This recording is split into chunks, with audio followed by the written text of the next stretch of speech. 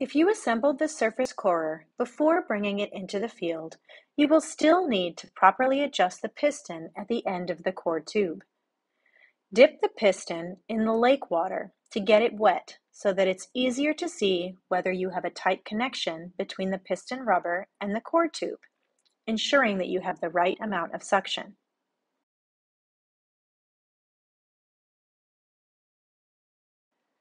You'll want to use a 3/4 inch crescent wrench to adjust the tightness by turning the nuts that apply compression to the black rubber gaskets on the piston. If it is too loose, it will slide freely in and out of the tube, and you won't have enough suction to keep the sediment into the core tube. If it is too tight, it will be difficult to push the corer into the sediment past the piston.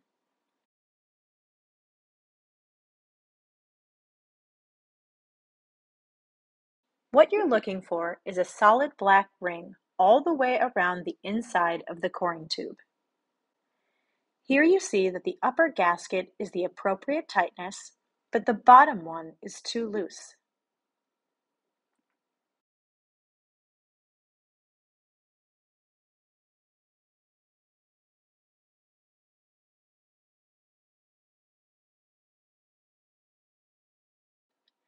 You can use a pair of vice grips to move the piston in and out of the tube by the nose cone. This keeps you from pinching your fingers between the plastic tube and the piston.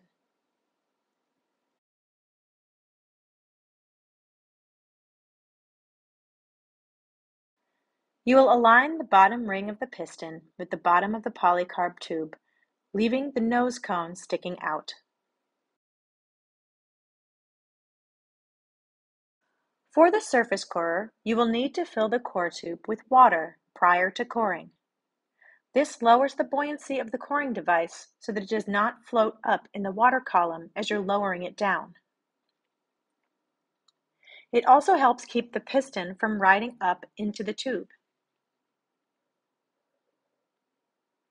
You will need to make sure you hold the piston cable tight enough when moving the coring device around so the weight of the water doesn't push the piston out of the bottom of the tube. A scrap piece of polycarb tube with an end cap taped on one end makes a nice bucket to use to fill the core tube.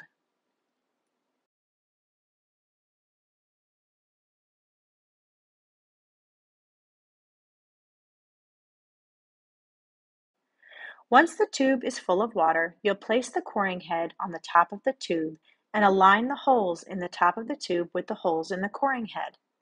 Then you'll attach the screws through the holes. It's a good idea to loosely thread all 3 screws before tightening them down. This gives you additional flexibility for aligning the holes. Be very careful when attaching the screws that you don't drop them into the lake. It's always a good idea to have a few backup screws in your toolkit.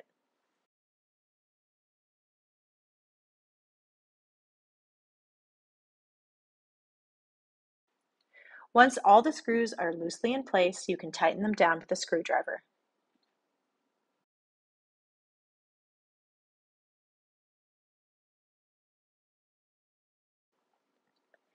As you move the coring device, take out the slack in the piston cable and hold it securely next to the core tube as you carry the coring device towards the hole, so the piston does not fall out of the bottom. Once you start to lower the coring device into the lake, you'll want to ensure you're holding the piston cable next to the rods so the piston cannot fall out the bottom. Rod one. As you add the drive rods to the string, make sure that you're counting them so you know when you're coming to the rod that has your stop and start mark on it. Rod two. Rod two. Be sure that as you're threading the rods on, you get them nice and tight up against one another so there isn't an opportunity for the rods to come unthreaded and lose equipment down the hole. Rod three. Since you're collecting a surface core, you'll want to start in the water above the sediment water interface. You'll need to be extra careful that you don't allow the rod to lower down beyond your start mark and accidentally disturb the sediment water interface. You will hold the coring device at the start mark on the drive rod.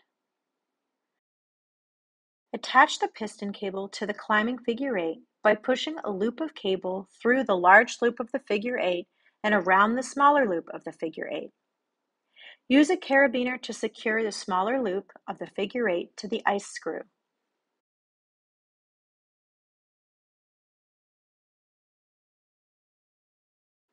Pull the slack out of the cable by pulling the loose end parallel to the cable coming out of the hole. Once the cable is tightened, wrap the excess around the large loop of the figure eight to lock it in place. This will relieve some of the strain on the hands of the person holding the cable during core recovery. You want to ensure that the cable cannot move as you're driving the tube into the sediment. Once the cable is securely tightened, you can start your drive into the sediment. Make sure to keep a hand above the stop mark so you don't overdrive into the sediment.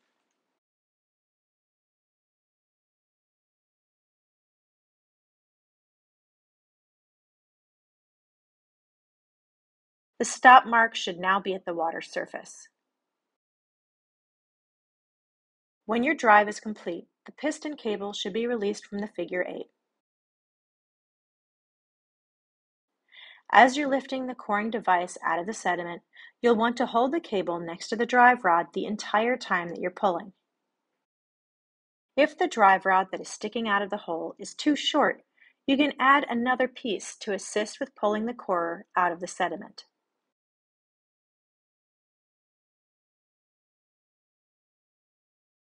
When you're pulling the rods out of the hole, make sure that the people who are pulling up on the drive rods are evenly spaced around the hole. It's good to have someone managing the cable as it's coming out so it doesn't get snagged around the people or the drive rods during recovery. Keep an eye on the height of the drive rods over your head, as you do not want the system to become dangerously top-heavy. Note that the drive rods are hollow and filled with lake water during the descent, so be careful not to dump water onto your teammates when unthreading the rods. For winter coring, you may want to dip the ends of the drive rods in lake-safe antifreeze as you remove them to keep the ends from icing up in between drives. Once you get to the coring head and take off the last rod, you want to lift it up in one quick motion and secure the end cap on the bottom of the tube. Once the end cap is on, set the tube on the ice to push out any remaining air that may have been in the cap. You'll want some rags to wipe any extra mud or water off the core tube before you tape the end cap onto the bottom of the tube.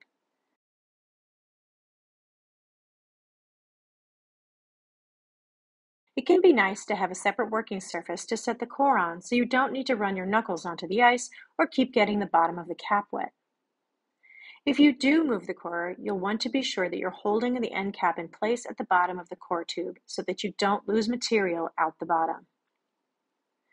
The electrical tape can become difficult to work with in the cold, so it's a good idea to keep a roll in an interior pocket of your coat or with some hand warmers to keep it warm enough to stick to the tube.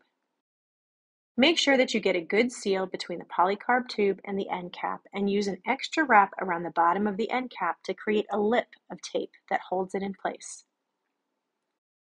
Once you have the bottom of the core tube secured, you'll need to cut the core head off the top of the coring tube.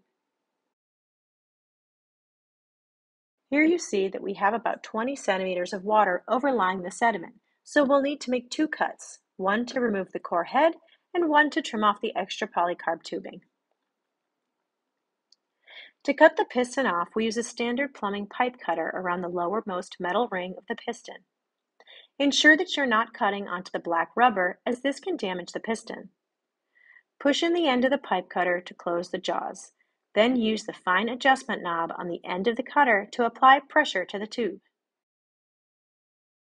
Rotate the cutter around the tube. Tighten the adjustment knob every rotation or two to cut deeper into the tube until you've cut all the way through the plastic.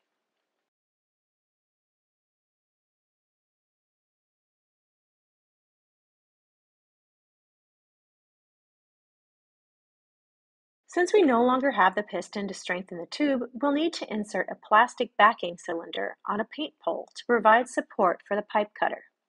This action will displace the excess water in the top of the tube and disturb the sediment-water interface. To minimize this, we use a utility knife or an awl to drain some of the water off before cutting off the excess tubing. This will help keep the sediment-water interface intact.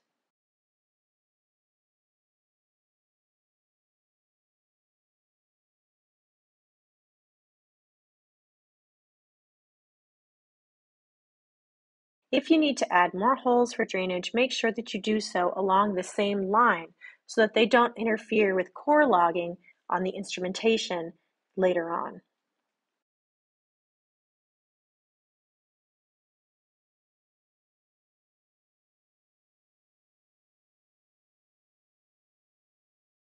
The plastic cylinder should be lowered down to approximately 10 centimeters above the sediment-water interface, in this case where we drained the water to.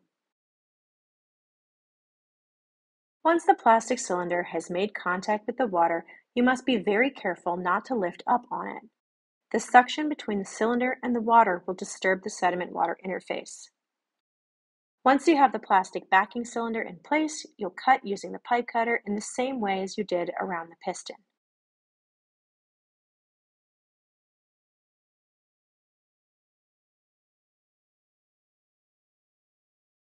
You'll push the end in and tighten it with the knob on the end. It should be tight enough that it holds onto the core on its own. You will rotate it around the core tube, again tightening every rotation or two. It's possible for the pipe cutter to start to wander, in which case you'll want to reset it and make sure that you're making a clean cut all the way around the tube.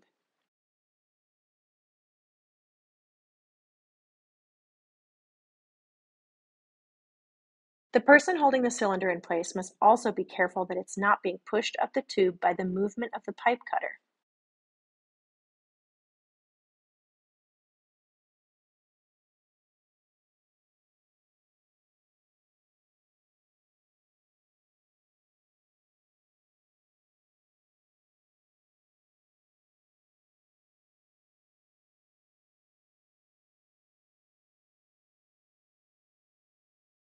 The sediment-water interface can then be stabilized using Zorbitrol, a powder that turns a liquid into a gel.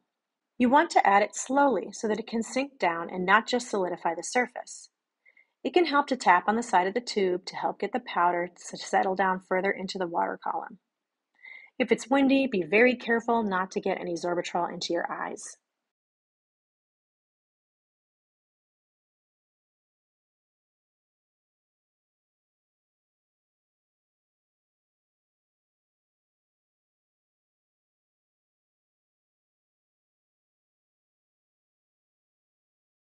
If there's still a gap remaining at the top of the core, you can add additional Zorbitrol and top it off with some lake water.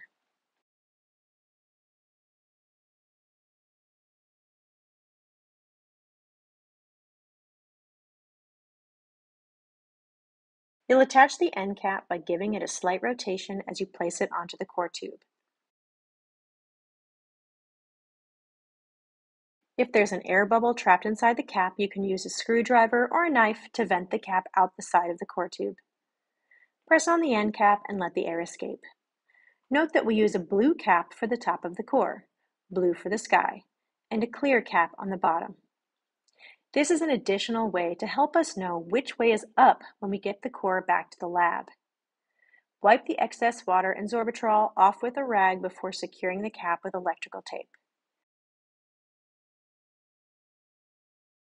Ensure a good seal between the tube and the cap and come up over the top of the cap to make sure there's a lip of tape on the top to hold the cap in place.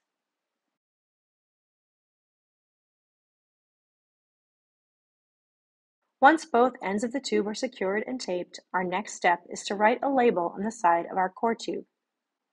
Note that the tubes for the surface corers come with arrows already on the side. If you do not have the arrows pre-labeled, you'll want to make sure that you add those as well. You will add the ID on the side of the core tube, which is the expedition, the site, the hole, the drive number, the coring device, and the section. Write this ID on both sides of the core tube so that when we split the core in half later, we have an ID written on both sides of the split core.